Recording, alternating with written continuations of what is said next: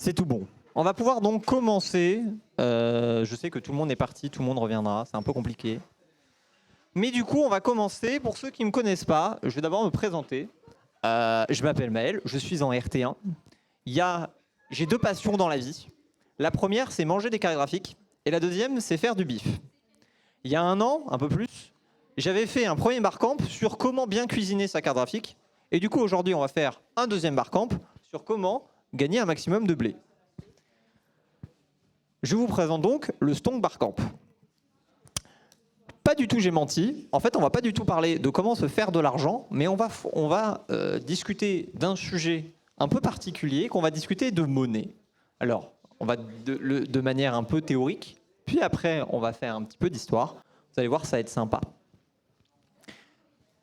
Alors, littéralement, c'est intitulé les monnaies et l'euro. Hein. Donc là, on aura une partie qui va être les monnaies de manière générale, et puis après, à la fin, on aura un petit focus sur l'euro, monnaie que normalement on manipule. Sauf quand on paye avec Becut. Tout de suite la suite, le plan. Tout en majuscule, bien sûr. J'ai un plan en 3 parties, parce qu'il fallait bien faire un plan et que très souvent on fait ça en 3 parties. Pour l'instant, je vous le dis, peut-être que la 3e partie, elle sautera pour des raisons de temps. Pas très grave, mais bon, il faut faire avec. Première petite partie, on va voir ensemble des petits concepts, donc le concept de la monnaie, et des petites définitions. On va aussi un peu parler d'inflation, comment se matérialise une monnaie. On va faire quelque chose d'assez théorique sur la première partie. Sur la deuxième partie, on va faire un truc un peu plus sympa, en tout cas un peu plus digeste. On va faire de l'histoire.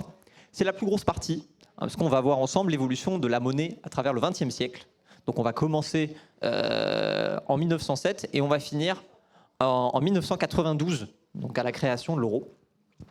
Et enfin, dans la troisième partie, on va voir plus en détail les particularités de l'euro, parce que oui, c'est une monnaie qu'on manipule, mais c'est aussi une monnaie qui est assez différente par plusieurs aspects, du dollar par exemple, ou d'autres monnaies qu'on peut connaître. Tout de suite la suite, la première partie, on va commencer par une question de base. Qu'est-ce qu'une monnaie? Alors je vous propose la définition de Wikipédia. La monnaie est définie par trois fonctions, c'est une unité de compte, une réserve de valeur et un intermédiaire d'échange.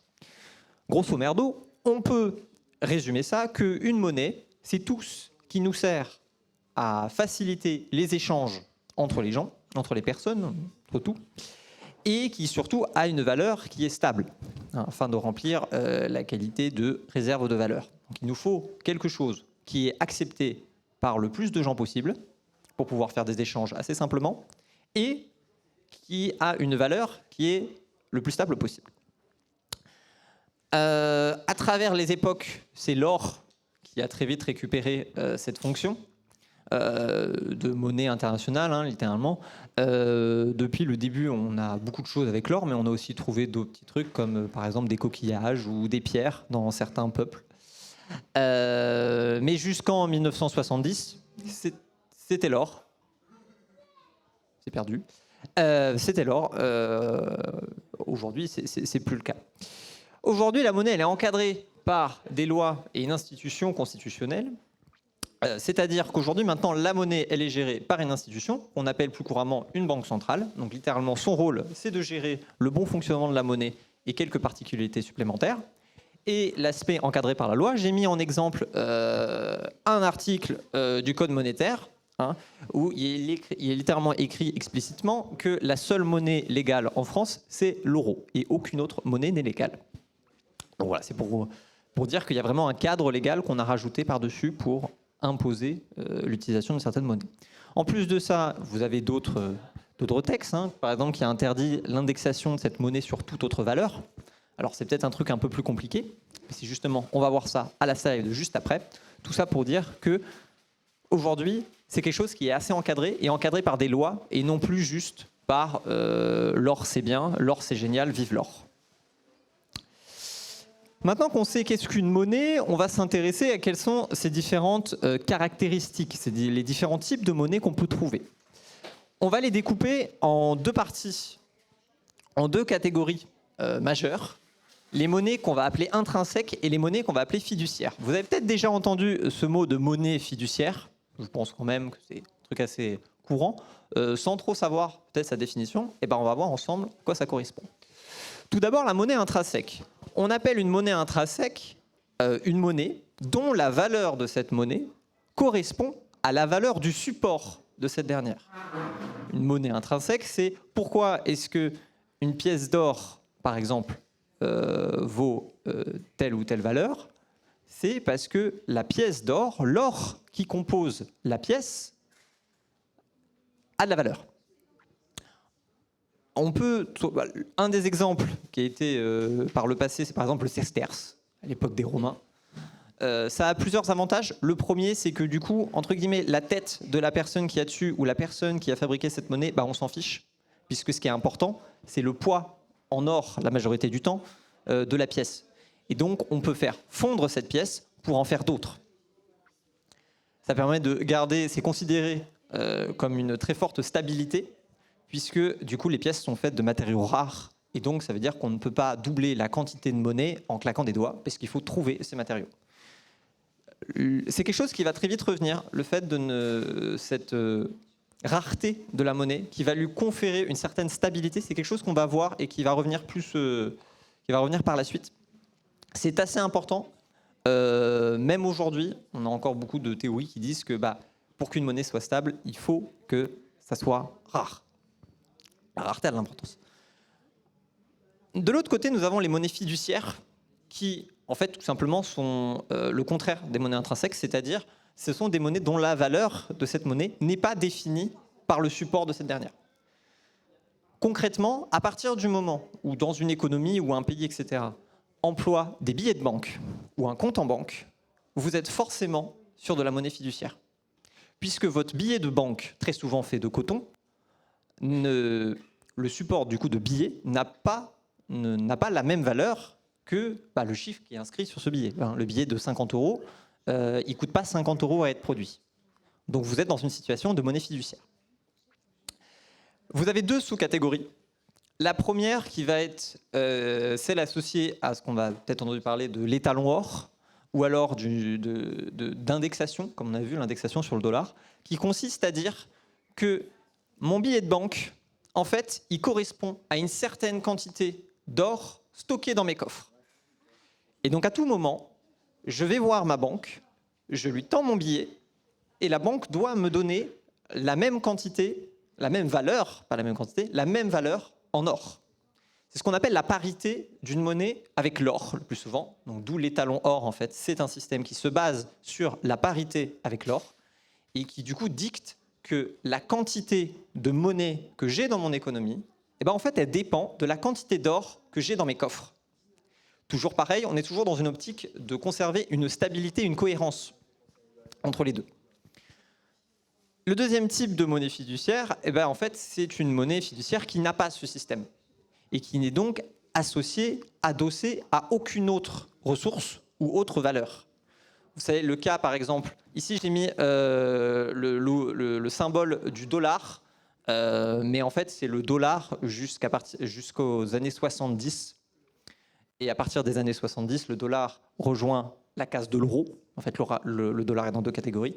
Rejoint la case de l'euro, qui sont des monnaies dont la valeur dépend de la crédibilité et de confiance qu'on a dans les institutions et donc indirectement de la stabilité économique du pays ou de la zone monétaire en question, ainsi que des variations qui sont liées à ce qu'on appelle les taux de change, donc en fait à de l'achat-vente sur des marchés, des devises qu'on appelle. Donc voilà, l'euro, c'est dans la dernière catégorie. L'euro n'est adossé à aucune valeur. Maintenant qu'on a vu d'où est-ce qu'il tire la valeur, on va voir un peu quels sont les supports. Comment est-ce que la monnaie se matérialise?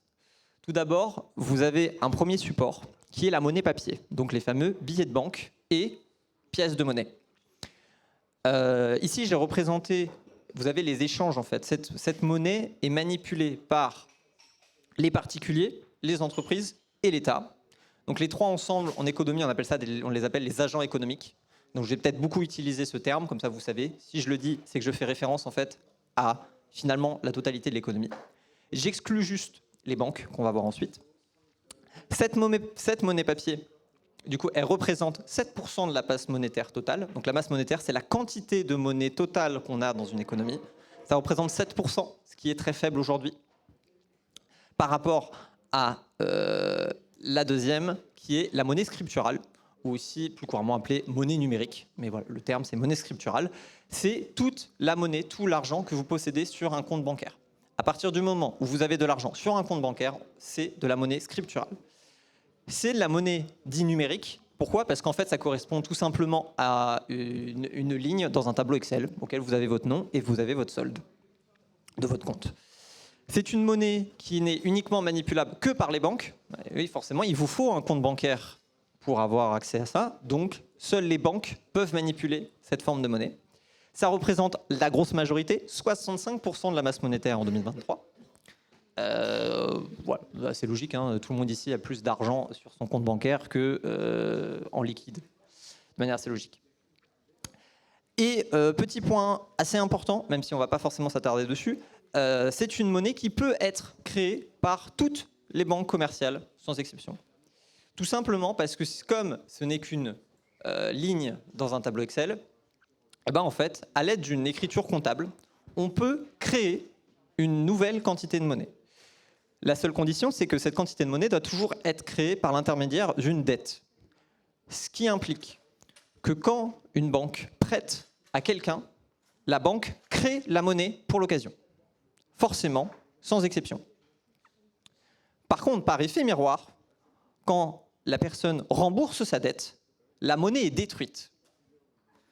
Donc on a ce jeu de création et de destruction monétaire à travers la dette et le remboursement de la dette. Comme c'est une petite écriture comptable, que je suis un énorme dégénéré et que par conséquent on peut le voir sur des comptes de banque, eh ben, je suis allé voir dans le rapport financier de la BNP Paribas. Et je peux vous dire qu'en 2023, à la BNP Paribas, il y avait 859 milliards d'euros déposés sur des comptes à la BNP Paribas. Alors, déjà, pour modérer, la BNP Paribas, c'est la plus grosse banque de France et ça tient tête largement à les plus grosses banques du monde. C'est une banque qui a énormément d'entreprises, de très grosses entreprises, c'est-à-dire que nous, on a peut-être 1000 balles sur un compte bancaire, on est content. Là, les très grosses entreprises, quand elles doivent payer des centaines, voire des milliers d'employés d'un coup, c'est plutôt des millions qui se baladent sur les comptes bancaires pour pouvoir payer tout le monde d'un coup. Ce qui fait que c'est un petit peu plus conséquent que nous. Et en plus de ça, dans ce chiffre est rajouté aussi tous les prêts qui ont été accordés par la BNP Paribas. Donc quand vous achetez une usine ou que vous construisez, vous faites de la R&D et que vous financez par de la dette, forcément, c'est des chiffres qui sont un peu plus conséquents. Ce qui explique qu'on a un énorme chiffre ici. Ensuite, troisième type de monnaie, et le dernier, la monnaie centrale. Alors c'est une monnaie très peu connue, qui a une seule particularité. Déjà, elle est uniquement créée par la banque centrale, celle-ci. Les banques commerciales ne peuvent pas la créer. Par contre, elle est uniquement manipulable par les banques, et la banque centrale, du coup, par extension. Et elle n'a qu'un seul but, c'est de pouvoir faciliter les transactions entre les banques. Le but, c'est de juste... Elle n'est utilisée que quand moi, j'ai de l'argent sur un compte à la BNP et je veux virer cet argent sur mon compte à la Société Générale, et l'argent qui va passer de la BNP à la Société Générale, c'est de l'argent central. C'est de la monnaie centrale, de l'argent central, comme on dit. Donc c'est de la monnaie qu'on ne manipule pas du tout et qui représente du coup le reste, donc un peu plus de 25% de la masse monétaire totale. Voilà pour les trois types. Ça, on est dans un cas d'économie moderne, hein, c'est-à-dire qu'actuellement, ça fonctionne vraiment comme ça. Tout ce petit monde forme une zone monétaire, donc c'est-à-dire que ça constitue juste toutes les institutions et tous les agents économiques qui du coup manipulent la même monnaie.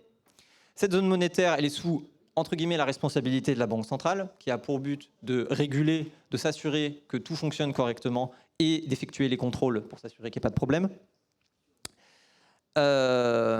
Aujourd'hui, petite particularité, c'est que les banques centrales sont sont indépendantes des gouvernements. Pourquoi ? Parce qu'on estime que la stabilité de la monnaie, c'est le plus important, comme on l'a vu tout à l'heure, et qu'une des façons de la rendre le plus stable possible, c'est de s'assurer qu'il n'y ait pas un gouvernement qui change tous les 5 ans, qui se mette à changer les lois tous les 5 ans.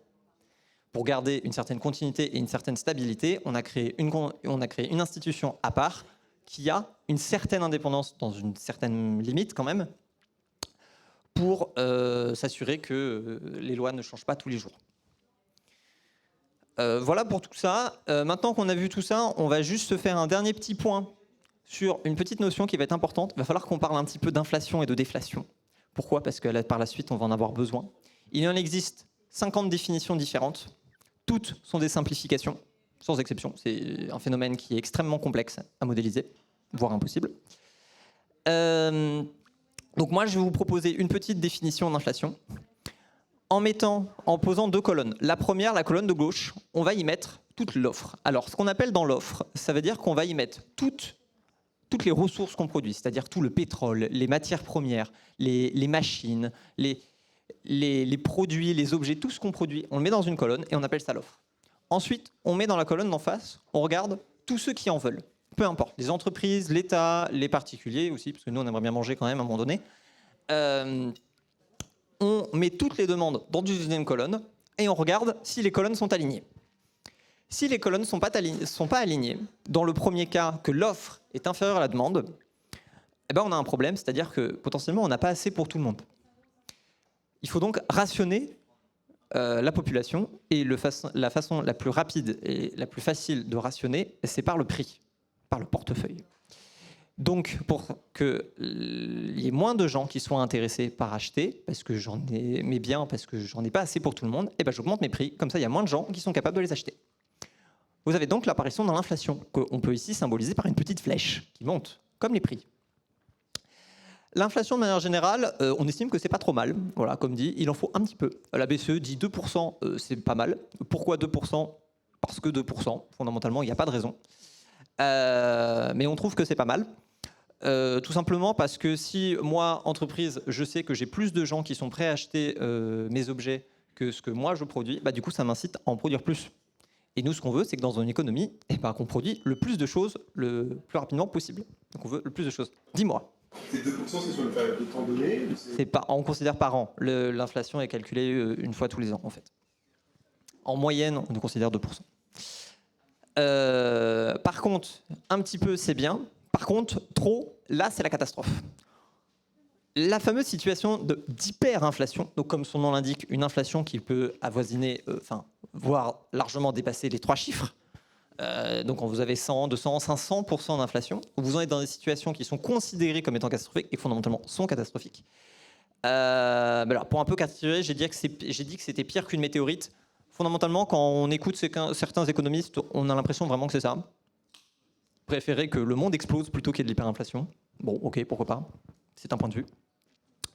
En face, nous avons l'opposé, la déflation. Bon, grosso merdo, c'est l'inverse. La demande est inférieure à l'offre, donc je vais diminuer mes prix, flèche vers le bas.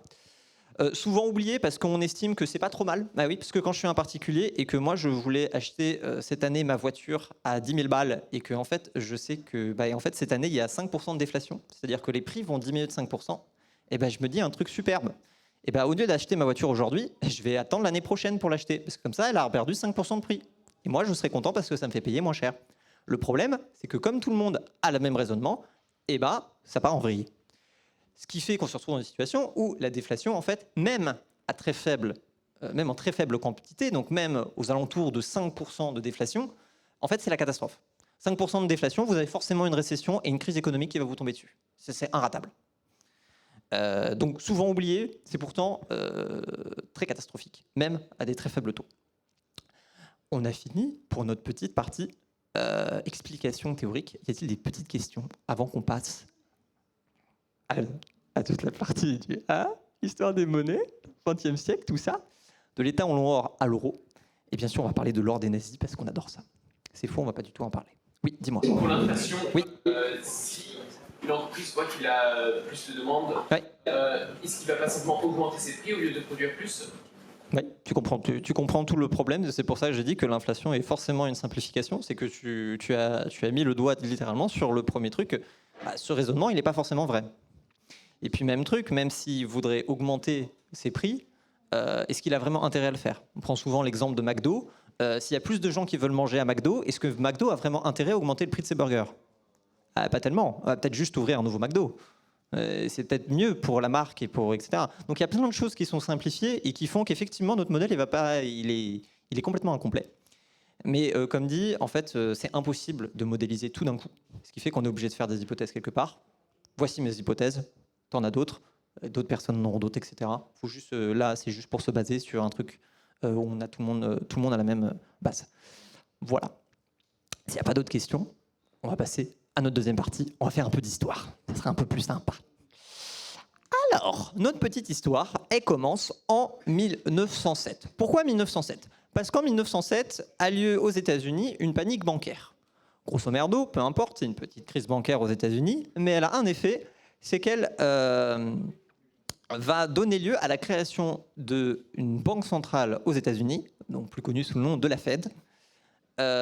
Pourquoi c'est important ? Parce que en fait, à ce moment-là, les États-Unis sont le dernier pays à ne pas encore avoir de banque centrale. Bon, une fois ces choses faites, à partir de maintenant, tous les pays ont une banque centrale. À ce moment-là, il faut bien comprendre que l'étalon or, donc c'est-à-dire la parité entre votre monnaie et l'or, donc entre le franc et l'or, entre le dollar et l'or, entre la livre sterling et l'or, c'est la chose la plus importante que les pays occidentaux ont. Okay ? Ils veulent absolument la maintenir le plus longtemps possible parce que c'est un gage de stabilité et de développement économique. Donc vraiment, ils vont tous se battre jusqu'à la mort pour pouvoir maintenir cette parité avec l'or. Vous avez bien sûr magnifique mème, je me suis amusé, voilà.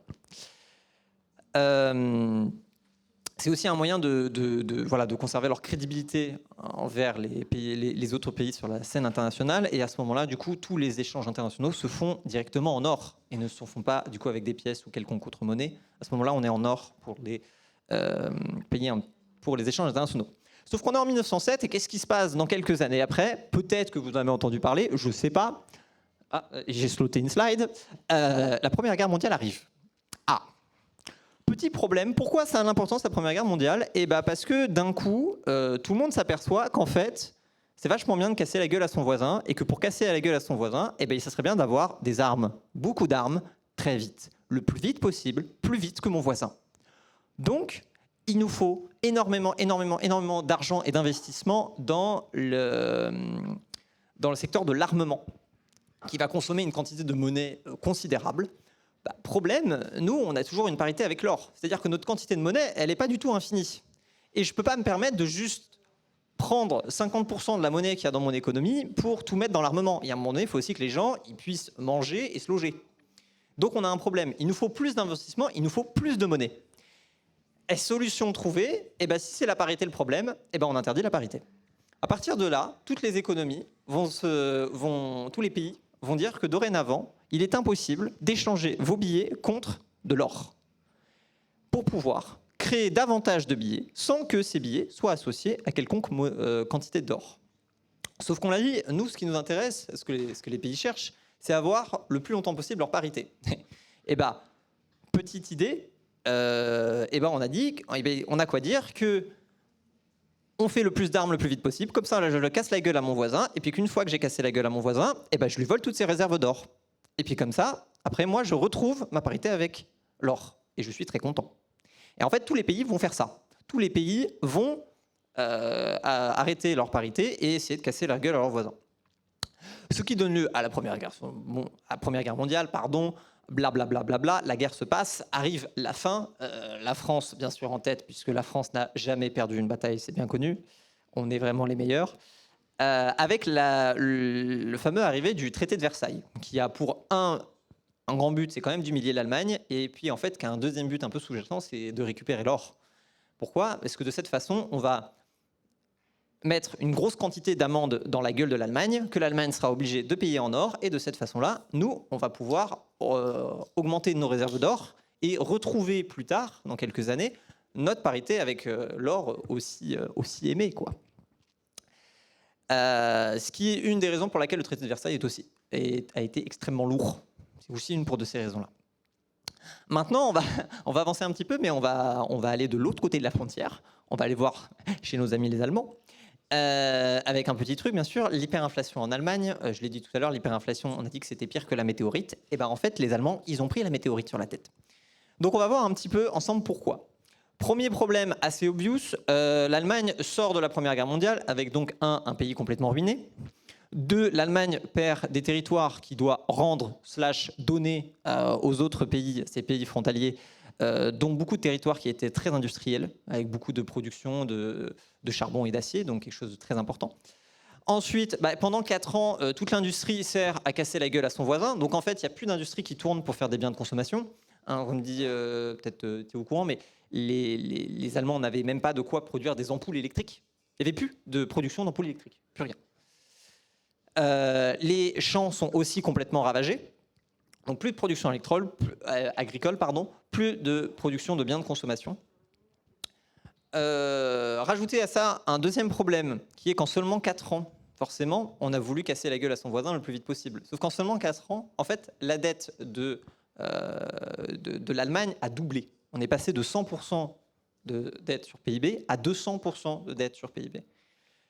Ce qui a énormément fragilisé la confiance des créanciers, donc des gens qui prêtent, envers l'Allemagne. Au même titre que du coup, on a arrêté la parité, donc c'est pareil, notre confiance envers l'Allemagne, elle est aussi un peu réduite. On a moins envie de prêter parce que l'Allemagne n'a pas de parité avec l'or. Sauf qu'en fait, on l'a vu, elle ne va pas retrouver tout de suite, étant donné que l'or, il est en train de partir en France et pas du tout rester en Allemagne. Deuxième problème de plus, le traité de Versailles, comme dit, il est extrêmement lourd. Il est en gros l'équivalent, à l'époque, l'équivalent de 300% du PIB, c'est des amendes. Donc, ce qui nous fait monter, en gros, théoriquement, l'Allemagne est endettée à hauteur de 500% de son PIB. On est passé de 100% à 500% en 2 ans. En 4 ans, pardon. Un peu pété un plomb. Ce qui donne un gros problème, c'est que du coup, le gouvernement allemand n'arrive plus à trouver l'argent pour investir dans sa reconstruction. Ce qui fait que les investissements sont très faibles, donc la reconstruction est très lente. On s'aperçoit qu'il y a aussi le même problème des côtés des entreprises privées qui, elles aussi, sont extrêmement endettées et donc vont utiliser leurs marges et leurs bénéfices pour rembourser leurs dettes et non participer à la reconstruction du pays. Donc, on a une très très faible disponibilité des ressources et de l'offre et en plus, elle va rester faible pendant très longtemps puisque la reconstruction n'avance pas. Tout ça va mener, vous rajoutez ça un petit peu de spéculation sur la monnaie, sur les marchés internationaux et vous vous retrouvez dans une magnifique situation d'hyperinflation. C'est-à-dire que, comme on peut le voir, l'offre est extrêmement basse, elle a drastiquement chuté, et la demande est toujours aussi haute, parce que bon, oui, on a tué quelques personnes, mais n'empêche que les autres, il faut quand même les nourrir. Donc, ça fait quand même beaucoup de gens à nourrir. Ce qui nous donne une magnifique spirale qui nous donne qu'entre 1918 et 1923, le coût de la vie est multiplié par 750 milliards. Ça fait une sacrée inflation. Vous avez peut-être déjà vu ce genre de photos où c'est soit des enfants ou alors on a vu aussi des parents qui refont leur isolation directement avec des billets de banque. Voilà, au lieu d'acheter, oui, parce que du coup l'argent vaut moins cher que s'acheter du béton pour refaire son mur. Donc en fait, on refait le mur avec tout ce qu'on trouve, y compris de l'argent. On finit par même brûler l'argent. L'argent ne vaut absolument plus rien, c'est catastrophique. Ça plonge complètement, du coup, quand même, vous vous doutez bien, on est face à un pays qui est complètement ruiné et à une population qui est elle aussi complètement ruinée. C'est un moment qui est assez important parce que ça va vraiment marquer les esprits des Allemands et ça va vraiment marquer l'Allemagne. Et c'est une des raisons pour laquelle aujourd'hui, l'Allemagne, vous lui dites le mot inflation, je pense qu'il y a un Allemand sur 2 qui meurt sur le coup. Vraiment, c'est devenu une obsession aussi à cause de cet énorme traumatisme qu'a été l'hyperinflation dans les années 20 en Allemagne. Ensuite, en 1924 à 1929, j'appelais ça le petit calme avant la tempête, l'inflation en Allemagne est finie par réduire, notamment grâce à l'instauration d'une nouvelle monnaie qui, elle, ne cherche pas à être paritaire avec l'or, mais est en parité avec la production industrielle du pays. Plus la production industrielle du pays augmente, plus la quantité de monnaie va pouvoir augmenter, ce qui permet de redonner une stabilité. Deuxième chose assez importante, c'est une monnaie qui n'a pas ce qu'on appelle cours forcé. C'est-à-dire qu'elle est autorisée, mais vous n'êtes pas obligé de l'accepter. Rien ne vous oblige à accepter cette monnaie. Ce qui a un effet quand même super sympa, c'est que du coup les spéculateurs, ça ne les intéresse plus. Parce que ça devient un peu gros de prendre des risques, de spéculer sur une monnaie et s'apercevoir qu'en fait la personne en face, à la fin, elle vous dit en fait je ne l'accepte pas. Donc ça vous décourage très vite, ce qui fait que ça va retirer la spéculation sur la monnaie de l'Allemagne. L'inflation reste quand même importante, mais on est sorti de la période d'hyperinflation. Du côté des pays vainqueurs, bon, eux, ça se passe plutôt bien. Au fur et à mesure, les pays vont chercher, du coup, comme je l'ai dit, à revenir avec la parité avec l'or. L'Angleterre, à partir de 1925, la suite d'une politique d'austérité, c'est-à-dire une politique où on va drastiquement réduire les dépenses publiques sans réduire les prélèvements. Donc, grosso merdo, c'est le trésor anglais qui va piocher dans son économie pour refaire son propre coffre. Grosso merdo, c'est ça. C'est très critiquable comme façon de faire, pas de souci. La France, elle réinstaure sa parité en 1929 avec un truc, je ne sais pas d'où ça sort, mais en 1928, la France se retrouve avec 30% de l'or mondial. On a raquette absolument tous les pays du monde et tout l'or qui existait, et j'avoue que j'ai un peu de mal à comprendre. Je suppose que c'est en grande partie lié aux colonies, puisqu'on sait qu'une grande partie de cet or n'était pas stocké en métropole, mais était stocké directement dans les colonies. Donc il y a des chances que ça soit lié à ça, au commerce et à l'extraction d'or directement dans les colonies. Pour vous dire, c'est autant que la réserve d'or des US en 1932. C'est gigantesque. Du coup, je vous ai mis un magnifique petit Gollum qui représente la France en 1928, qui s'est bien battue pour son précieux. À partir de 1929, arrive un truc formidable qu'on appelle la Grande Dépression.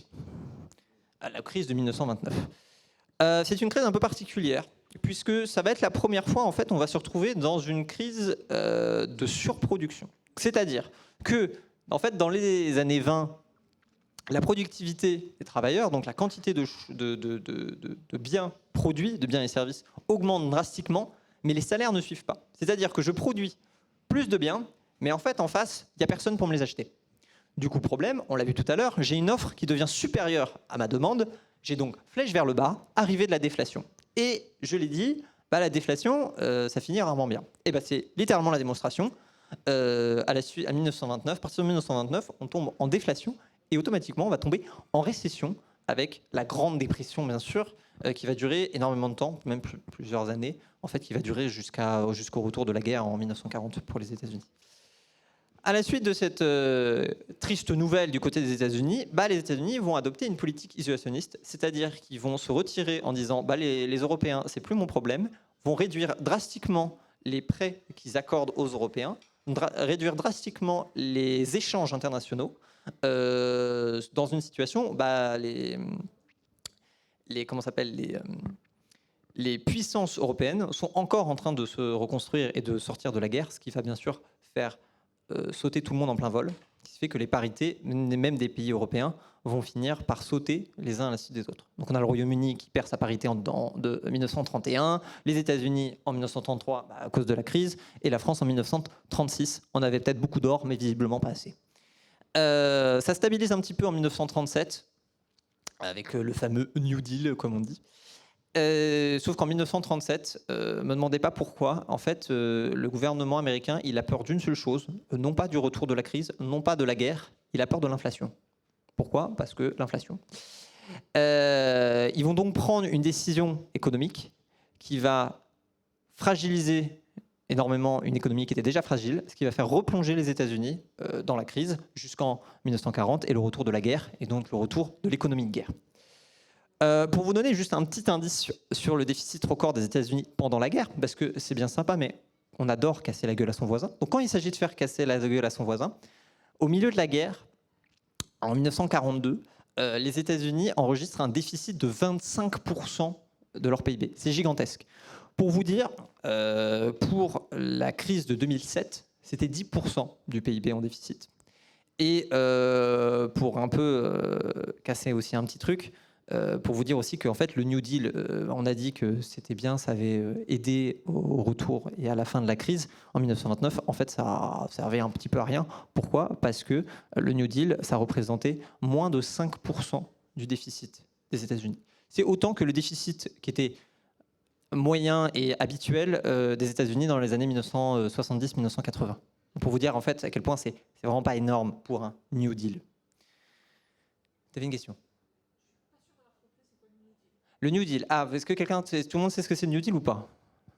Ah, ma bad là-dessus. Excusez-moi, j'ai cru que c'était... J'avais étudié en histoire, je suis désolé. Le New Deal, c'est une liste de plans et de volonté politique de réinvestir en faisant d'énormes projets pour remettre les Américains, pour leur redonner un travail, pour relancer l'économie c'est l'État qui va se mettre à faire des grosses infrastructures. La plus connue, c'est bien sûr l'énorme barrage, des barrages hydroélectriques qui vont être installés partout aux États-Unis pour reconstruire, pour remettre les gens au travail. Donc c'était vu dans une des choses qui a permis de remonter l'économie américaine, puisqu'en fait c'est de l'argent dépensé non pas par des entreprises privées qui sont en PLS, mais bien par l'État lui-même en disant « je vous embauche ». C'est un peu comme si ils embauchaient en tant que fonctionnaires pour développer de nouveaux projets et pour pouvoir surtout redonner un travail aux gens qui sont dans la misère. Ce qui dit qu'en fait ce mitige, parce qu'en fait le montant du New Deal, notamment lié au fait que le Congrès américain n'est pas particulièrement avec Roosevelt à ce moment-là, et donc en fait le plan de Roosevelt, donc le fameux New Deal, est largement amputé dans son budget, ce qui fait qu'on a un petit budget de en gros 5% du PIB en déficit. Ce qui est très faible. Mais le New Deal était considéré comme une des choses qui a permis de relancer l'économie et une des choses, les premières fois où le gouvernement américain va intervenir dans son économie pour essayer de la soutenir et sortir d'une crise. C'est à partir de là qu'on va avoir cette chose qui va revenir plus d'une fois aux États-Unis. Voilà. On va sauter directement à la fin de la guerre. Pourquoi ? Parce que la Seconde Guerre mondiale, c'est très intéressant. L'économie de guerre, c'est très intéressant, surtout du côté de l'URSS et du régime nazi. C'est formidable. Mais ça nécessite un barcamp entier, rien que pour parler de ça. Donc je me permets de juste sauter ça. On a vu qu'effectivement, l'arrivée de l'économie de guerre, ça relance la machine, ça relance l'industrie. On va mettre tout le monde au travail, puisque maintenant, il va falloir de nouveau produire pour casser la gueule à son voisin. Donc c'est sûr que ça donne du travail. Donc ce qui relance ces économies. Et en 1944, quand on voit la fin de la guerre arriver, les États-Unis et quelques puissances, l'URSS et les autres puissances occidentales considérées comme étant les vainqueurs, vont se mettre autour d'une table à la conférence de Bretton Woods, voir ce qu'on appelle aussi les accords de Bretton Woods, pour essayer de déterminer quel serait l'avenir économique, l'après-guerre finalement, pour essayer de trouver un accord pour garantir la stabilité du monde d'après-guerre, la stabilité économique. Pour éviter que ça reparte en vrille. À ce moment-là, fun fact, les États-Unis ils détenaient 70% des réserves d'or mondiales. Autant dire qu'à part les États-Unis, personne d'autre n'avait de l'or. Et du coup, comme c'est quand même un peu les gros vainqueurs de la Seconde Guerre mondiale, quand même, les Américains, ça leur permet, avec leur poids politique et justement leur capacité à avoir tout cet or, leur permet d'imposer leur idée qui est que dorénavant, à partir de ce moment-là, la seule monnaie qui sera paritaire avec l'or, qu'on pourra convertir en l'or, c'est le dollar américain. Et toutes les autres monnaies nationales, le franc, la livre, la lire, toutes les autres monnaies seront indexées, donc c'est-à-dire ont un taux de change fixe qui est déterminé au début de l'année avec le dollar. Ce qui nous donne que dorénavant, à partir de ce moment-là, un dollar, ça correspond à 50 francs, 4,3 livres sterling et 625 lire. La lire étant la monnaie italienne avant l'euro. Je ne sais pas si je l'avais, je sais pas si vous savez. Et on place bien sûr que le dollar, ça correspond en gros 1 sur 35 onces d'or, et une once d'or, en gros, c'est 28,35 grammes. Vive le système impérial. Par la même occasion, on va se mettre d'accord pour la création d'un nouvel organisme qu'on appelle le Fonds monétaire international, qui lui va avoir pour but de s'assurer que la stabilité économique de tous les pays, c'est quand même pas mal, pour éviter qu'on ait les États-Unis typiquement qui se cassent la gueule et qui emmènent tout le monde avec. Qui va pouvoir prêter aux pays qui sont vraiment dans la merde et qui n'arrivent plus à trouver d'autres personnes qui acceptent de les prêter pour typiquement financer une reconstruction. Et de favoriser le commerce international parce que c'est l'idée du moment, quoi. On vient de gagner la guerre, maintenant on a envie de faire du commerce entre nous. Donc voilà, la création du Fonds monétaire, c'est à ce moment-là. Oui. Ouais. Oui.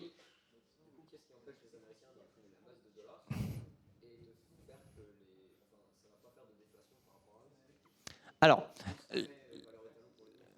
effectivement, ça fait valeur étalon contre les autres. Le truc, c'est que les États-Unis, on a quand même signé comme quoi les États-Unis devaient respecter une certaine parité avec l'or. La crédibilité du système, c'est la crédibilité des États-Unis. Donc oui, techniquement, et c'est ce qu'ils ont fait, les États-Unis vont créer vont aussi eux se mettre à imprimer énormément et créer une grosse quantité de monnaie en essayant de respecter cette parité. Au fur et à mesure, elle va être de plus en plus fragile, ce qui va totalement fragiliser le système. Mais il faut bien voir que la crédibilité, elle est basée sur le fait que les États-Unis ne sont pas censés en abuser. Voilà. Est-ce que ça répond à ta question? Voilà, c'est nickel. Pendant ce temps-là, les Européens, eux, qui sont totalement en ruine et qui ont qu'une seule envie, c'est de ne plus jamais revoir la guerre revenir sur leur territoire, vont décider un truc assez formidable. Je ne sais pas si vous connaissez, mais ils ont décidé qu'on allait essayer de se rapprocher. On va essayer de créer des accords communs pour typiquement mettre en commun une partie de leur production industrielle, pour créer une interdépendance, pour éviter qu'un pays puisse casser la gueule à son voisin, puisque de toute manière, les deux étant interdépendants, s'il y en a un qui se fait casser la gueule, le deuxième, il coule avec. Ce qui évite le retour de la guerre en Europe. En plus de ça, il y a une vraie volonté politique de rapprocher tout le monde, et en plus, ce rapprochement permet un peu plus de tenir tête aux États-Unis, qui sont pour le coup complètement tout-puissants à ce moment-là. Donc vous avez bien sûr l'arrivée de la communauté du charbon et de l'acier, et puis en tant que communauté économique européenne. Donc là, on est vraiment sur avant l'Union européenne, c'est juste ses ancêtres en fait. Un des trucs qui du coup va se mettre ensemble, c'est l'arrivée de budgets communs. Donc on va essayer de tous se mettre d'accord pour financer certaines choses. Le premier et un des plus importants, c'est la PAC, donc la pompe à chaleur. Je suis content.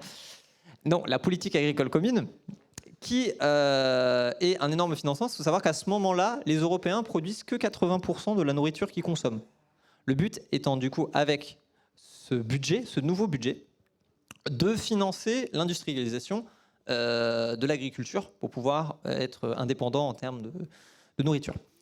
Par la suite, avec le rapprochement, on va créer de budgets communs qui vont englober de plus en plus de choses, qui sont énormément facilités par le fait que tout le monde manipule la même monnaie.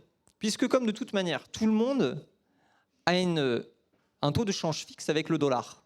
En fait, indirectement, tout le monde a un taux de change fixe entre toutes les monnaies. Donc il est facile de mettre plus de 10 pays, 12 pays d'accord sur un budget commun quand il suffit de faire une conversion pour savoir combien chacun doit. Petit problème, les Américains, pendant ce temps-là, eux, ils ne sont pas gigafun. Parce que pendant ce temps-là, les 30 Glorieuses passent et voient surtout la montée d'autres économies que les Américains. 30 Glorieuses, c'est énormément la montée de l'Europe. Les puissances économiques européennes montent en flèche, ce qui fait peur aux Américains, parce qu'ils ont, bien sûr, les Américains étant américains, ils ont peur de se faire détrôner. Ça ne serait surtout pas qu'ils soient deuxième. Et pendant ce temps-là, la balance commerciale des Américains se casse un peu la gueule. Elle était très excédentaire à la suite de la Seconde Guerre mondiale, de manière assez logique. Elle va venir se restabiliser, voire être déficitaire à la fin des 30 Glorieuses. Oui. La balance commerciale, c'est juste, tu prends la somme de toutes les marchandises que tu as achetées depuis les étrangers. Non, c'est plutôt dans l'autre sens. C'est plutôt, tu fais la somme de toutes les marchandises que tu as vendues, donc tu as un montant, moins toutes les marchandises que tu as achetées depuis l'étranger.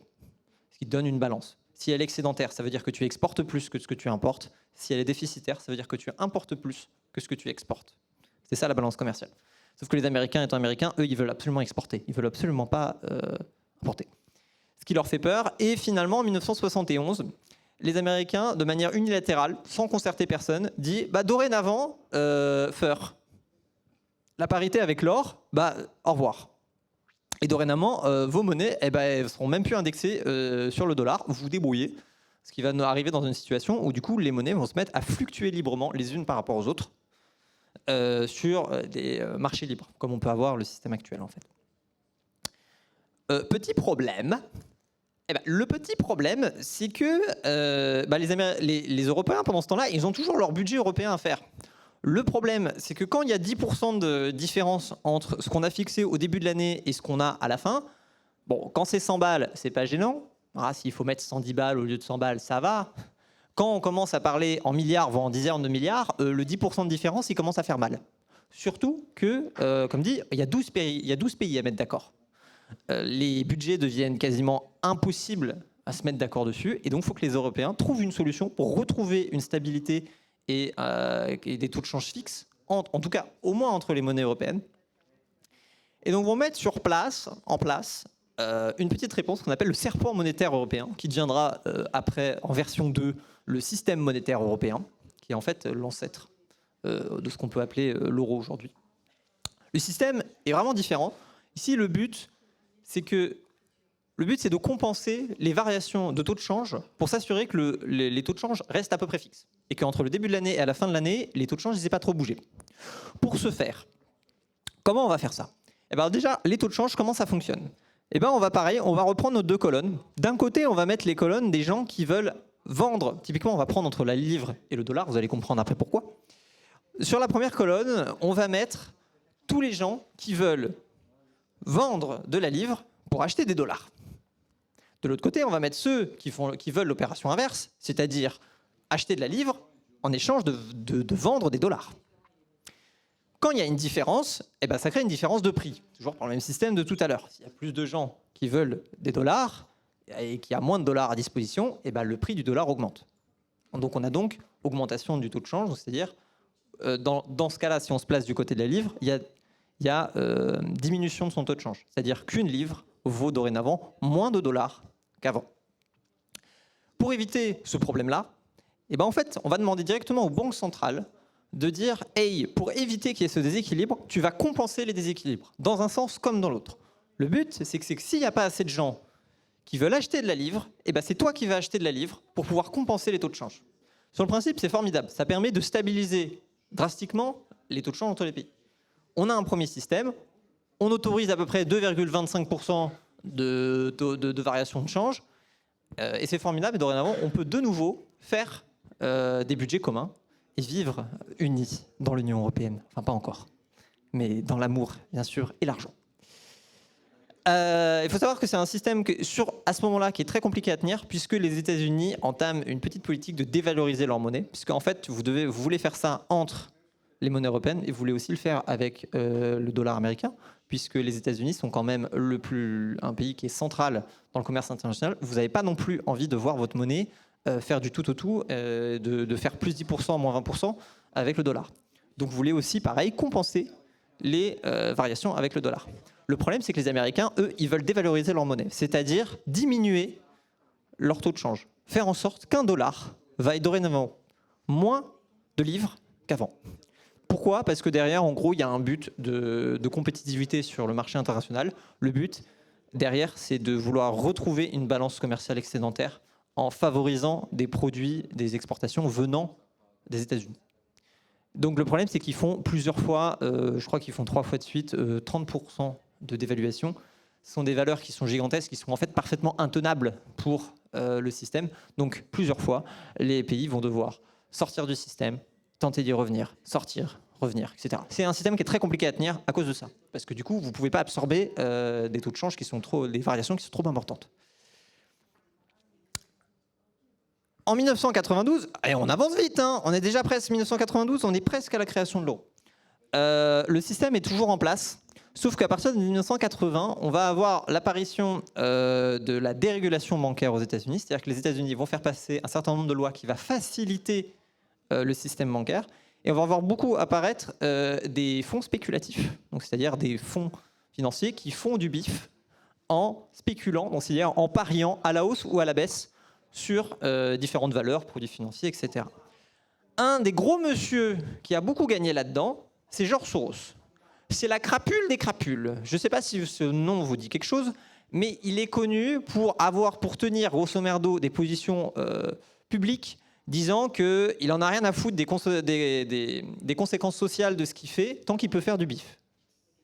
C'est la catastrophe humaine par excellence, hein, c'est lui. Voilà. Sauf que ce monsieur, il est la tête d'un très gros fonds d'investissement, c'est qui est le sien en fait. Donc il a beaucoup d'argent et il a compris un petit problème de notre système. Le problème, c'est quoi? Le problème, c'est que pour que mon système juste avant ici fonctionne, il faut que, comme j'ai dit, ma banque centrale cherche à acheter de la livre sterling, typiquement, contre... Et donc en échange, elle vend des dollars Problème, c'est une banque centrale d'Angleterre. Donc elle peut créer autant de livres qu'elle veut, mais elle ne peut pas créer les dollars. Ce qui veut dire qu'il lui faut forcément une réserve de dollars pour faire ce truc-là. Parce qu'il faut bien la vendre pour quelque chose. Donc il faut bien qu'elle ait quelque chose à vendre. Il faut bien qu'elle ait des dollars. Le problème, c'est que du coup, elle ne peut pas en avoir illimité. Et ça, George Soros, il l'a bien compris. Voire même mieux, en septembre 92, il a même compris que, en fait, les réserves en dollars de la Banque d'Angleterre étaient très faibles.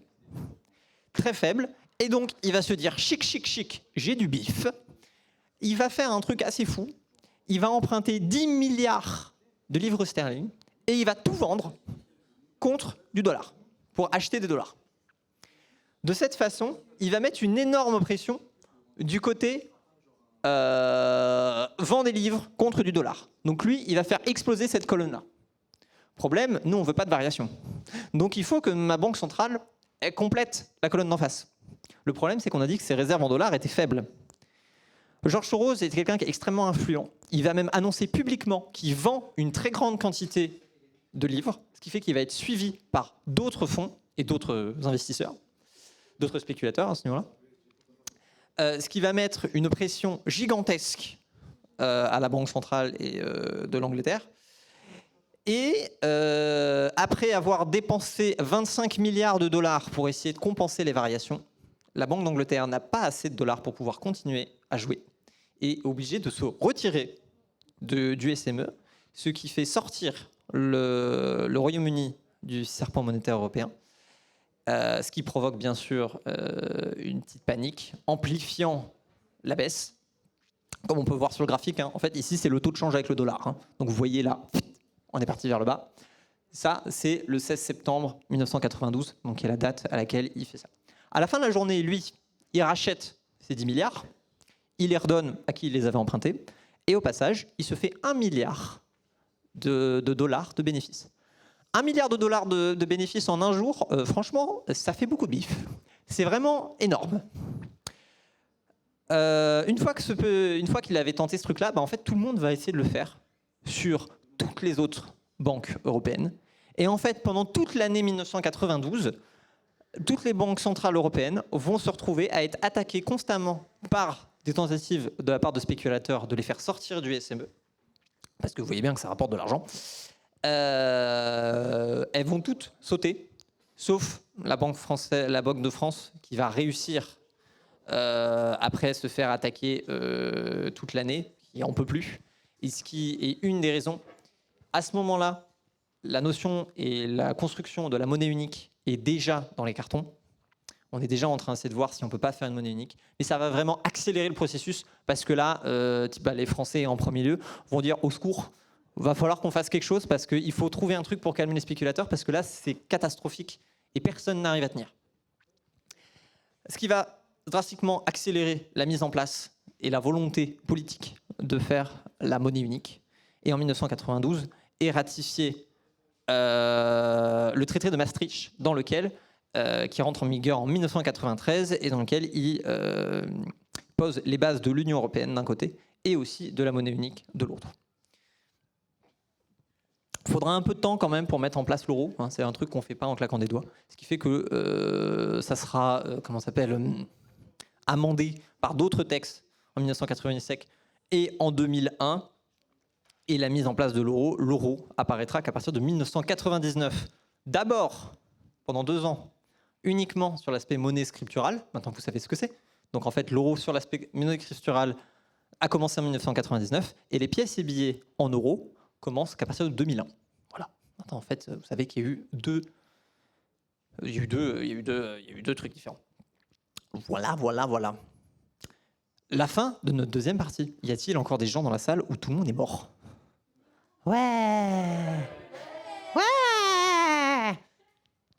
Est-ce que vous avez des petites questions sur ce qu'on vient de dire avant qu'on passe à la deuxième partie ? Ou alors qu'on n'a pas le temps, je sais pas. On a le temps ? On a le temps, c'est sur la légende ? Bon, on a le temps. J'ai largement le temps. Ah, ok. Est-ce que quelqu'un a des petites questions sur ce qu'on vient de dire ? Ou sinon, par la suite, c'est pas un souci. Bim bam boum. On part à la suite.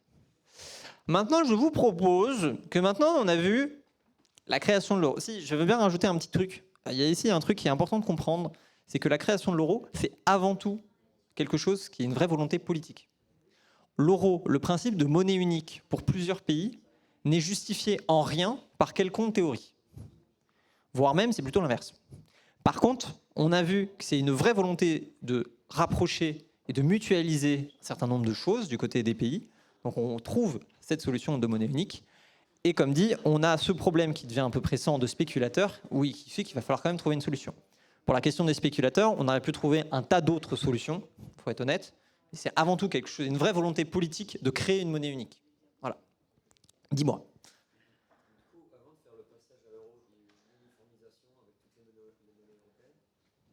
C'est-à-dire ?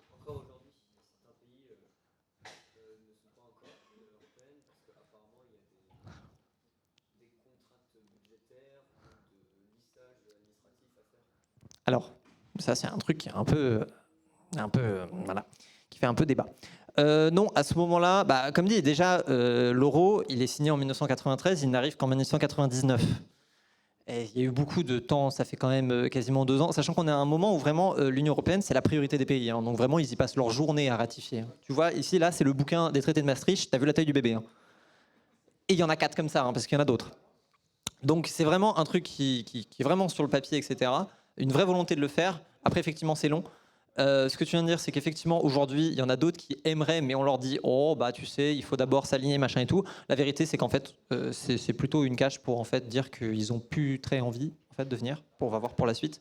L'euro a beaucoup refroidi les pays qui n'étaient pas dedans. Ce qui fait qu'aujourd'hui, en fait, on parle de lissage administratif, mais souvent, c'est aussi que politiquement, dans le pays en question, parler de l'euro, c'est pas le sujet de conversation le plus fun, quoi. Oui.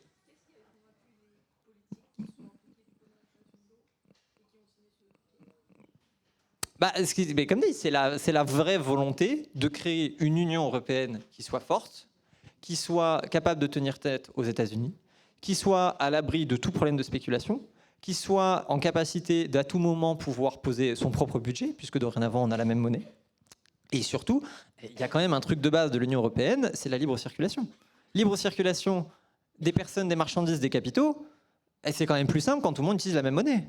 Sinon, c'est tout de suite plus compliqué. Donc tout ça va faire que la monnaie unique, c'est un des systèmes, on va dire, un des systèmes dans le sens où on peut toujours trouver 50 solutions différentes, mais c'est la solution qui saute aux yeux et qui est préférable et qui a été préférée par les Européens. On aurait pu en imaginer d'autres. C'est juste pour vous dire que théoriquement, quand on parle de théorie économique, il n'y a pas de théorie économique qui justifie de dire qu'une monnaie unique, c'est mieux que 10 monnaies différentes. C'est vraiment des questions politiques et des questions pratiques de dire que là, il y a un besoin, il y a un problème, il faut qu'on réponde au problème. Théoriquement ou pas théoriquement. Voilà, voilà. Oui.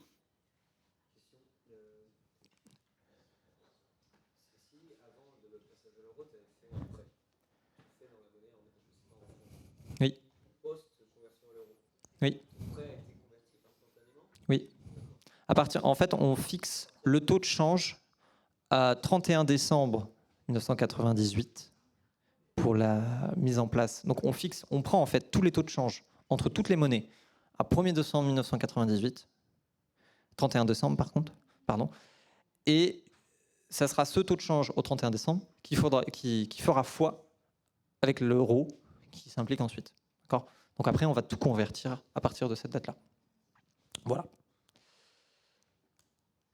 Je présente maintenant la dernière petite partie. Alors on va repartir sur un truc un peu plus technique, je suis désolé. On va voir un petit peu les particularités de l'euro. On va faire ça en 2 parties. On va déjà voir le modèle de l'euro qui est construit sur l'ordolibéralisme. Est-ce que peut-être que vous avez déjà entendu ce mot ? J'adore. L'ordolibéralisme allemand qui, comme son nom l'indique, ordre, libéralisme, le libéralisme, et allemand, ça vient d'Allemagne. C'est formidable. Voilà, fin de la partie. Oui. Merci, oui. Bien sûr. Deuxième, et on va mettre la deuxième sous-catégorie, ça va être qu'une des grosses particularités de l'euro, c'est que c'est la première fois où on aura une zone monétaire, donc qui utilise la même monnaie pour des pays qui n'ont pas les mêmes gouvernements, qui n'ont pas les mêmes constructions et le même développement économique. Donc on a des vraies différences sur une même zone monétaire. Au début, on a dit Inch'Allah, ça se passe bien. Et en fait, on s'est aperçu à la suite que c'est un peu plus compliqué que ça. Ça apporte des problèmes qu'il faut aussi discuter, etc. C'est la grosse particularité de l'euro. C'est qu'en fait, on est plusieurs à utiliser l'euro, fondamentalement. Euro et ordolibéralisme. Alors, il y a deux aspects de l'ordolibéralisme. Premier volet, le développement économique. Bon, comme toute théorie économique, le but, c'est de faciliter le développement économique. Et pour ce faire, on va poser quelques principes, quelques hypothèses qui vont nous permettre de développer le plus rapidement une économie. Déjà, premier point, ça reste du libéralisme. Donc, on fixe que la meilleure optimisation des ressources, c'est la concurrence. Il faut mettre les gens en concurrence pour avoir à la fin le meilleur produit, la meilleure innovation et les prix les moins chers. OK ? Deuxième point qui est un peu différent et qui va différer des modèles libéraux classiques qu'on peut retrouver aux États-Unis, c'est que là, on veut déjà une concurrence, mais on veut qu'elle soit libre et non faussée. Qu'est-ce que ça veut dire ? Ça veut dire qu'il va falloir qu'il y ait un cadre et qu'il faut que quelqu'un surveille qu'il n'y ait personne qui essaye de la merde. Il faut qu'elle soit non faussée. La grosse différence, c'est qu'avec cette théorie-là, on va placer vraiment l'État au centre du système. Non pas qu'il aura le droit d'intervenir, puisqu'elle doit être libre et non faussée, mais l'État est le juge et le garant du cadre de libre concurrence. Son but, c'est de juger. C'est de juger que tout se passe bien et qu'il n'y a pas quelqu'un qui triche sur la concurrence. Ce qui est une vraie différence. Ensuite, on ne veut pas que l'État interfère dans le marché parce qu'on ne veut pas que ça soit faussé. On pense à ce moment-là que l'intervention de l'État a pour effet de fragiliser l'équilibre de la concurrence, voire de le briser, ce qui crée les crises économiques. On pose le postulat que les crises économiques, elles sont causées par l'intervention de l'État. Donc il faut limiter l'intervention de l'État dans l'économie pour pouvoir éviter les crises. Fondamentalement, c'est ça le principe. Pour atteindre cet objectif, on va fixer deux choses. 3% de déficit, c'est-à-dire que je n'ai pas le droit d'avoir plus de 3% de déficit par an pour un État, et 60% de la dette sur PIB.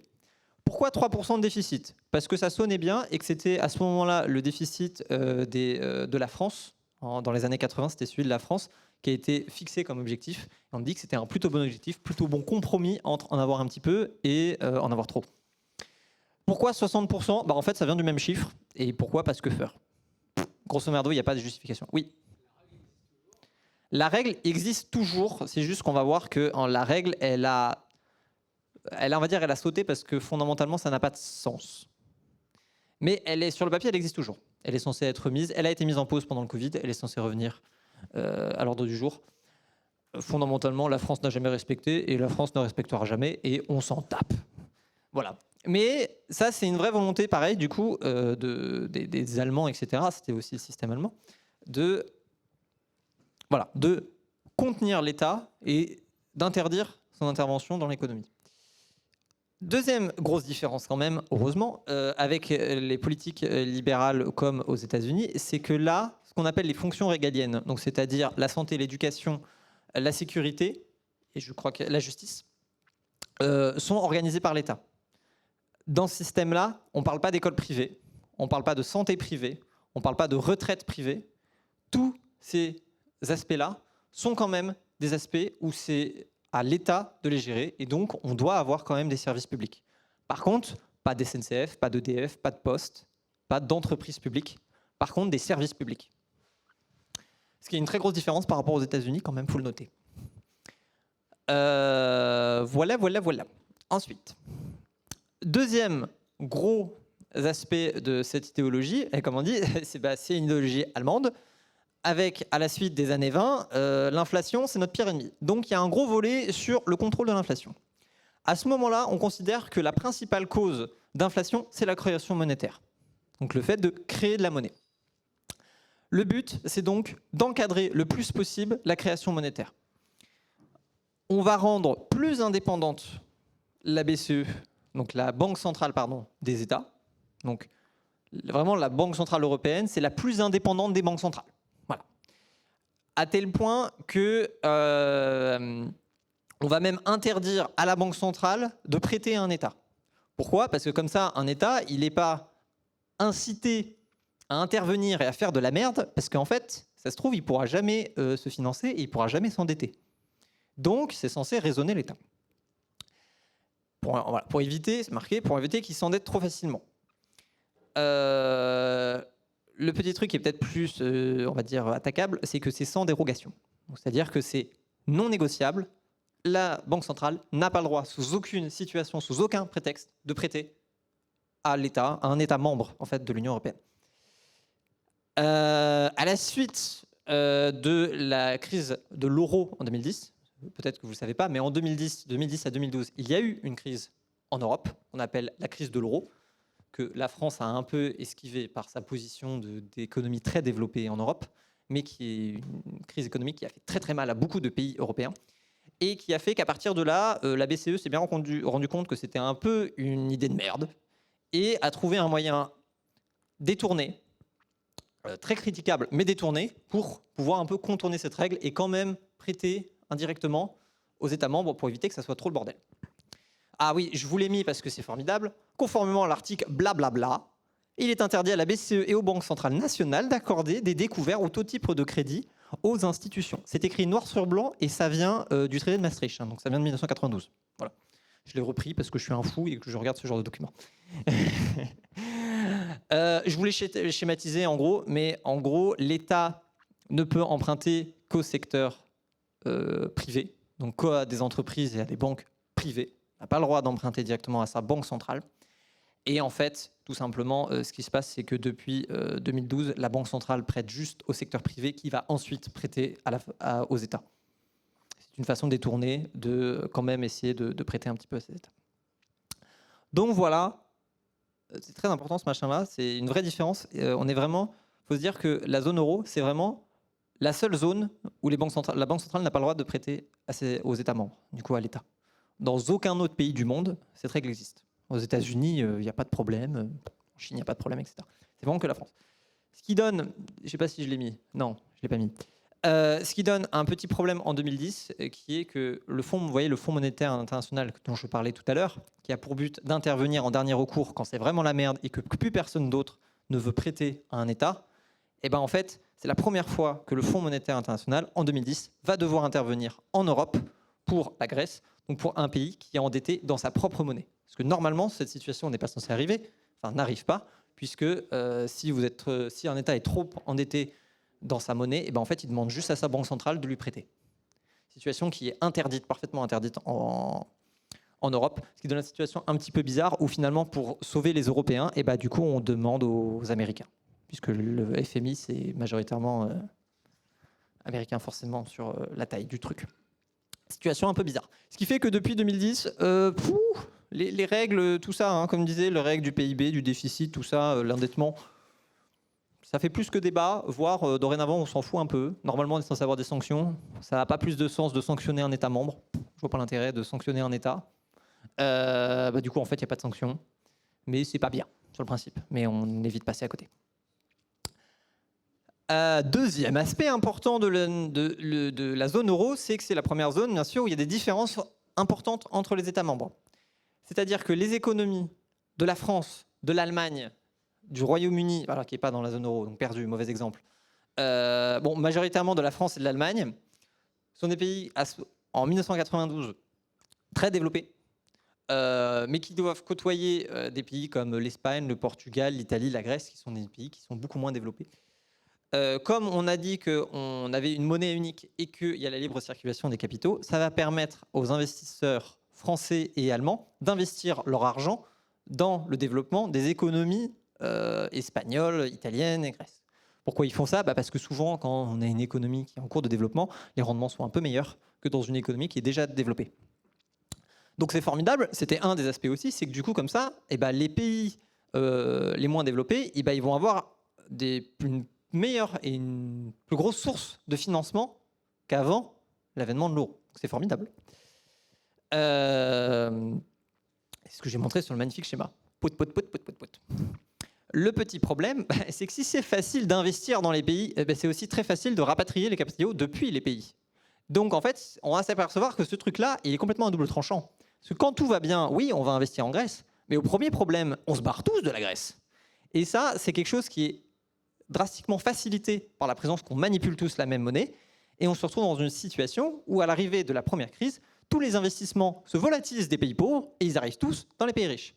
Raison principale pour laquelle la France n'a jamais entendu parler de la crise d'euro de 2010, et tout simplement parce que la France était du bon côté.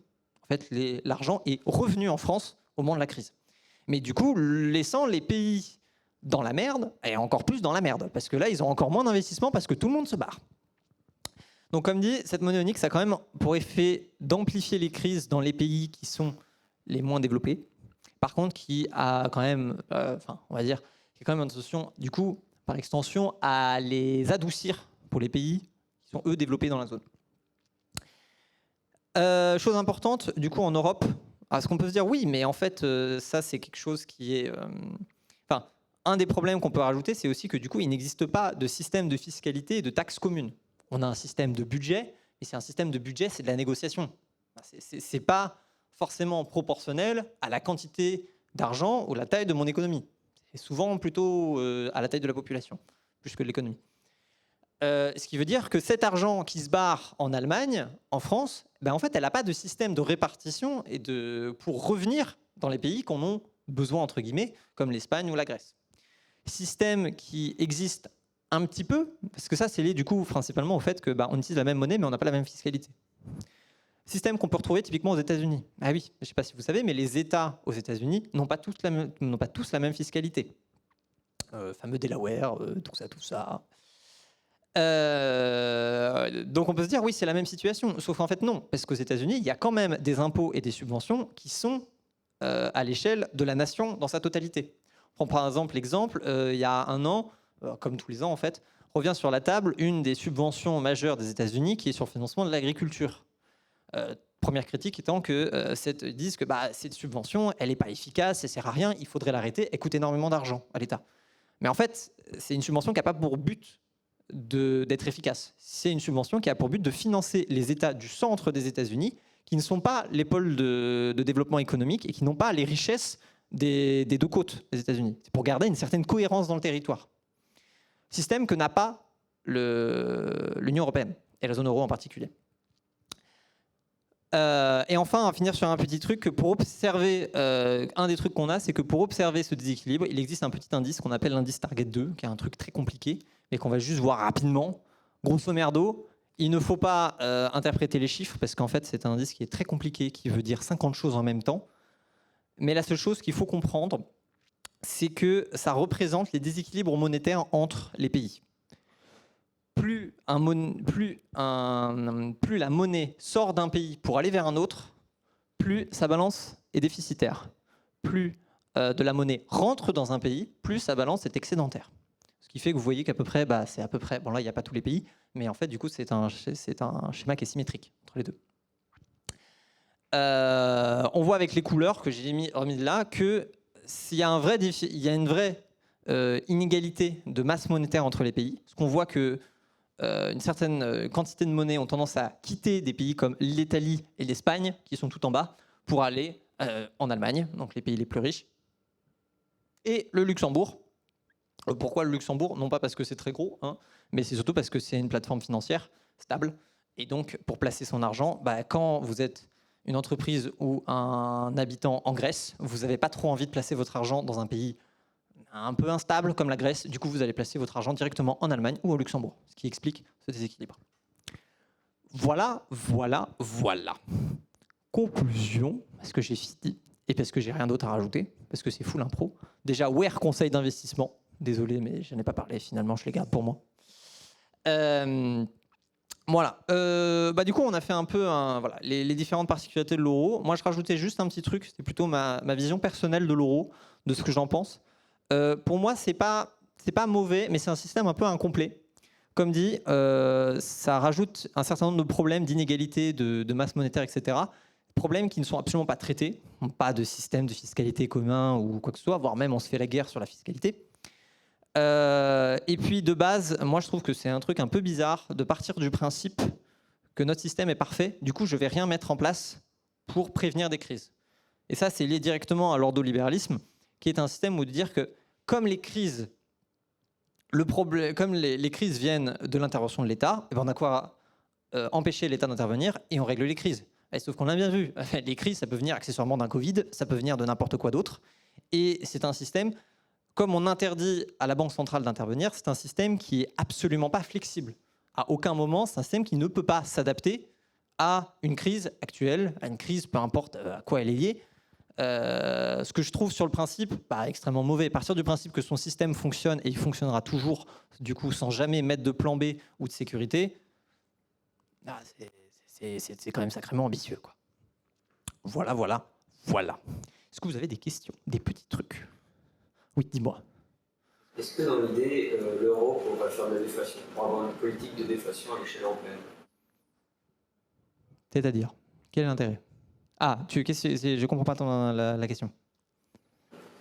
On sait qu'actuellement, l'euro, oui, il a une tendance à l'inflation.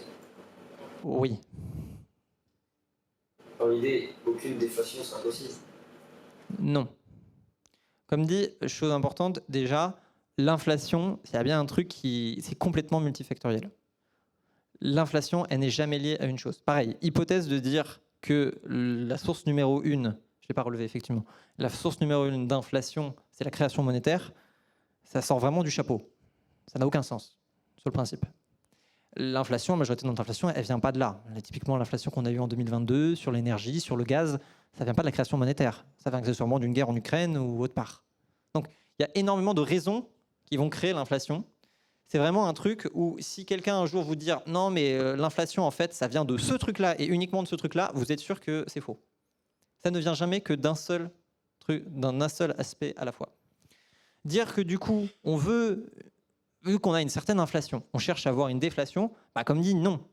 Comme on l'a vu. Et à partir du moment où on se trouve à faire de la déflation, en fait, c'est très vite catastrophique. Donc en fait, non. On préfère soit avoir une petite inflation, soit avoir des prix qui soient stables, mais jamais, au grand jamais, de déflation. C'est vraiment catastrophique sur le principe. Est-ce que ça répond un peu à ta question? Oui, non, si. Je réfléchissais à juste un autre cas. Vous avez d'autres questions? Un autre cas de figure, c'est, imaginons l'euro serait dans une tendance à devenir hyperinflation. L'hyperinflation. Oui. Moi, je suis un pays européen. Oui. Ça pue la merde, là. Oui. Le bateau. Oui, c'est pas prévu. C'est pas prévu. Il n'existe rien dans les textes qui prévoient la sortie d'un membre de l'Union européenne. Nulle part. Le Brexit a eu le même problème. Il s'est écrit nulle part comment est-ce que fait un pays pour sortir de l'Union européenne. Et la zone euro, c'est encore pire. La Grèce, ils aimeraient bien en sortir, il n'y a pas de souci. Est-ce qu'ils peuvent vraiment? Il y a de très fortes chances que non. Parce que sinon, ils butent tout le monde aussi au passage. Le Royaume-Uni, il n'a pas fait ça avec le Brexit? Alors le Brexit, oui, on a déjà vu que c'était un vrai problème parce qu'on n'a pas prévu de truc où comment est-ce que le Royaume-Uni peut sortir de l'Union européenne. Par contre, le Royaume-Uni n'a jamais utilisé l'euro. Donc en fait, ils n'étaient pas si intégrés que ça. C'est vraiment dans le cas de sortir de l'euro, c'est un vrai truc. Il y a des chances que ça soit soit on détruise tout, soit personne ne sort. Ça c'est l'un ou l'autre. Oui. Ouais. Je vais y aller. Vas-y. Ok, ouais, en fait, pour ça, est-ce que l'Union européenne ne peut pas mettre des choses en place dans ces cas exceptionnels, peut-être? En théorie, oui. Dans les faits, est-ce qu'on peut? C'est ça le problème. En fait, le problème, c'est que ce qu'on a bien démontré, c'est que si... Il y a un truc aussi que je n'ai pas rajouté, mais ce qui est typiquement lié à la crise de 2010, c'est qu'on s'est aperçu que c'est bien, on est tellement interconnectés que maintenant, on a des très grosses différences, mais s'il y en a un qui claque, tout le monde claque. Donc on a eu ce gros problème, et c'est ce qui a mis aussi la Grèce dans la merde, c'est que la Grèce ne pouvait pas sortir. Parce que si la Grèce sortait, elle emmenait tous les pays avec elle. L'Allemagne compris, et les pays les plus développés, personne ne survit à une sortie d'un épaillement. Donc c'est ça aussi ça le truc, c'est qu'on est tellement interconnectés que si ça se passe mal dans un des pays, potentiellement la contagion elle est quasiment instantanée entre tous les autres pays. Donc c'est un vrai risque. Et c'est ce qui fait qu'aujourd'hui, c'est un système qui est remis en cause. Après, est-ce qu'il existe? Comment est-ce qu'on fait pour en sortir? Ça, aujourd'hui, on ne sait pas encore. Enfin, c'est prévu à l'écriture des textes qu'une fois que tu mets le pied dedans, je peux non. justement parce que je veux tuer les autres. Non. Non, il y a écrit dans le texte que chaque pays est libre d'adhérer ou non à l'Union européenne et à quitter à tout moment s'il veut. Le seul truc, c'est qu'il n'y a pas prévu de comment il quitte. Mais il y a marqué comme quoi il a le droit de quitter. C'est correct. C'est compris. Bah, Voilà. Et tu peux, mais dans les faits, bon courage. Ça va être tout pour moi, je pense. Bah, c'est à toi. J'ai encore fait 2 heures. Oui. J'adore. Voilà. Désolé. Est-ce que ça vous a plu au moins? Est-ce que vous avez appris des choses? Ah, merci quand même. Ah, merci. J'ai été beaucoup trop long, je suis désolé. Ah, je m'en vais. Je laisse la place. Je vais manger surtout. J'ai faim. I need faim.